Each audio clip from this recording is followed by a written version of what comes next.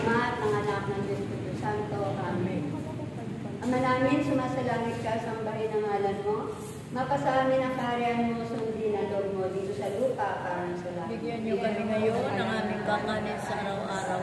Patawarin mo kami sa aming mga sala, para nang pawapataw namin sa nagkasala sa amin.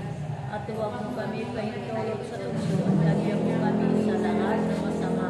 Ate Maria, napupuno ka ng grasya, ang Panginoong Diyos ay sumasa iyo. Bukod kang pinagpala sa babaeng lahat at pinagpala ka naman ang iyong anak na si Jesus. Santa Maria, Ina ng Diyos, ipanalangin mo kaming makasalanan, ngayon at kung kami mamamatay. Amen. Sabay-sabay natin luwalhatin ang ating Diyos na buhay. Luwalhati sa Ama, sa Anak at Espiritu Santo, kapara sa unang-una ngayon, magpakailanman, magpa sa walang hanggan, siya nawa. Sa ngalan ng Ama, ng Anak, ng Espiritu Santo. Amen.